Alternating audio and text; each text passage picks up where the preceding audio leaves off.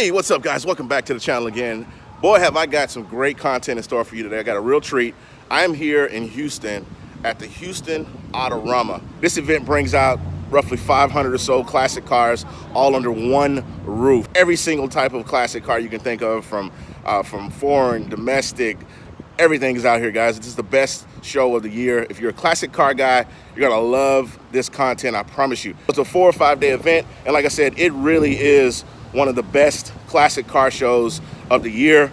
500 cars on the roof. I mean, in every single kind of category you can think of. There's some mild customs, there's original, there's radical. There's a little bit of everything for everybody's flavor. Be sure to watch this video from start to finish. It'll probably be a two-part video, but watch each video from start to finish. But let me know, guys, down in the comments, let me know which vehicle you thought was your favorite.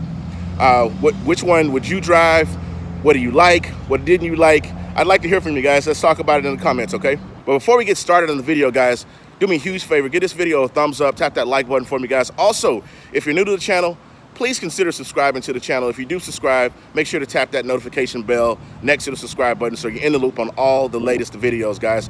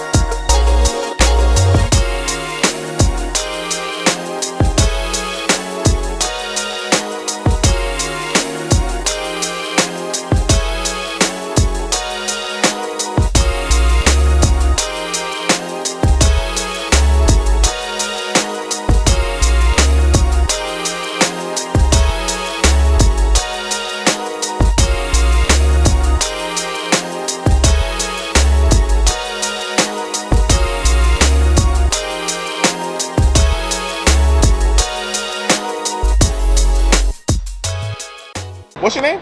Robert Smith. Everybody calls me Big Dog. Nice to meet you, man. I'm Carlos, man. I got a YouTube channel, and I shoot this kind of content, car content. I come to Autorama every year, and but I love more than the cars. I like talking to the owners, just to understand the stories behind the cars and the things that they've done to the cars and whatnot. And so what made you do all three? What is it about the Tri-5 that you love the most? Well, I've always liked the 50s, but the 57, this one here was my first car. Okay. Had it for a long time. The blue one, the 55, was the second one I collected about 2 years ago. Okay. And I wasn't even looking for it when I bought it. Right. I went over to look at a 62 Corvette. Okay. And my buddy said, hey man, look at this. I said, I don't want no 55. 55s are a dime a dozen. Everybody has 55. Right. No, you need to look at this one. So I went over and looked at it. I said, okay. Pretty cool. I had to do some things to it because we've been sitting in an unclimate controlled building. All right. So I had to replace the wheels. They were all pitted. Some of the chrome was pitted. The motor, it had the LS motor in it already, but I put the twin 67 turbos on it. Nice. And then I had the 55 and 57, and it needed a 56 with it. So I started looking around, and I found that wagon, that Bel Air Nomad wagon. Right. I said, okay, there's my Tri-5 collection. There you go. So the blue one with the twin turbos, have you put that one on the track? No, I didn't do it for the track. I have a car that I built it for the track. I did it for show. Just for show? And the main reason is because a lot of kids nowadays, they're not into these older cars. Right. So I said, what can I do to this car to make it more appealing to turbos? And so I'll sit here and watch them, and their dad say, hey, come look at this. Nah, and then I see, oh, twin turbo, yeah, that's right. Cool. So yep, you got to appeal to that younger crowd. So twin turbos. So have you dynoed that one? Yes, when we dynoed it, we originally had 15 pounds of boost. Okay. And it was doing a little over 800 horsepower. But the problem was the fuel pump wouldn't keep up. Oh wow. And so since I wasn't doing it for racing, we mellowed it. It's pushing for 12 pounds of boost, about 600, almost 650. Usually once you get up and start with a regular fuel pump, you either got to put a two-stage or a bigger pump. I've got a Corvette that's pushing 800 something horsepower. It's got I had it in the show last year. It's a 62. It's got an LS3 with a 2300 Magnuson supercharger and a few other things done. And it's got a two-stage fuel pump, so it's running off one, and when I get into it, the other one kicks in. Okay. Yeah. So I'm running I'm doing a similar setup in an '87 Monte Carlo SS. How wide is that rear wheel on the yellow one? Oh, you know what? I've got so many different cars. I'm gonna probably say. Gotta be at least 15, huh? Oh no, that's 18 at least. 18? Yeah. That's an 18-inch wheel. 18 inches. Holy cow. Wow. So it looks like she picked up first place, right? Yeah, I got first place in this class. Nice. And it's on the few-minute thing down there. What class I was in? Yeah. What's your powertrain? It's a LS3 with an outdoor fuel injected blower, 871 blower. Okay. Wow. Yeah, stunning car. I mean, that yellow just really pops. Well, there's same color that they put the 2013 Camaro yellow. Okay, 2013 Camaro yellow. Okay. And how much horsepower does that thing make? We've got it tuned right now at about 600 horsepower. About 600 horse? Is that low boost? By how many pounds? I'm thinking that. I think we were pushing right around 12 pounds? So she's capable of a lot more. Yeah, you come down and you can see the width of those tires underneath there. Oh yeah. Holy cow.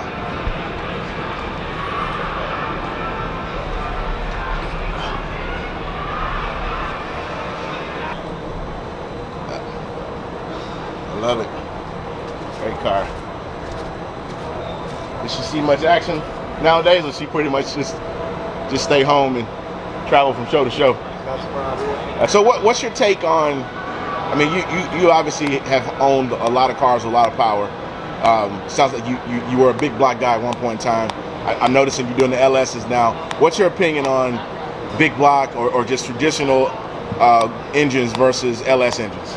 Well, I'm still a big block person, okay? Really? Yeah. Actually, the motor that come out of here was just freshened up this year. Okay. And it's going in a fully tubed chassis 89 Corvette right now. Oh, wow. So it's going to be on the track testing and tuning probably about March next year. Who's going to drive it for you?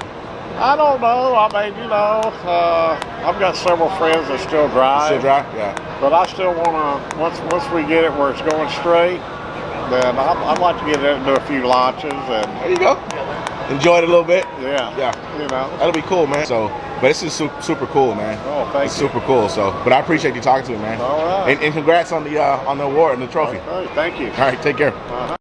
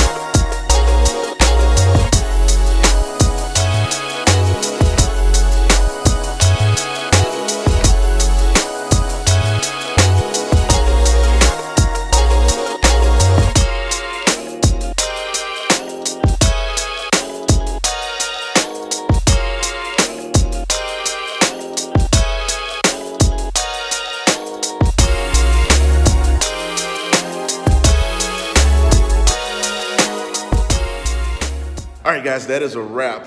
We saw so many cars, guys. I got so much footage. What a day. I mean, just absolutely gorgeous vehicles in this show. This show just does not disappoint. I mean, every single year, it seems like it gets better and better, bigger and bigger. But anyways, guys, I'm exhausted. I've probably walked at least 20,000 steps or more, a couple miles, I'm sure. But anyways, guys, I hope you enjoyed that content. This will be a two-part video because I shot so much video. I know I'm going to have to break this up into two parts. So if you're watching this video now, and this is part one, be sure to watch part two because there's more footage coming, guys. So I'll try to keep the videos under 30 minutes each so you can watch them and not just be bored to death. But anyways, be sure to watch part one and part two of this video so that you get the full experience of every single car that I shot, okay? But until next time, guys, appreciate you guys tuning in. As always, if you're new to the channel, please consider subscribing. Of course, if you haven't already, hit that like button for me as well. And if you do subscribe, be sure to tap the notification bell so that you're in the loop on all the latest videos when I drop them.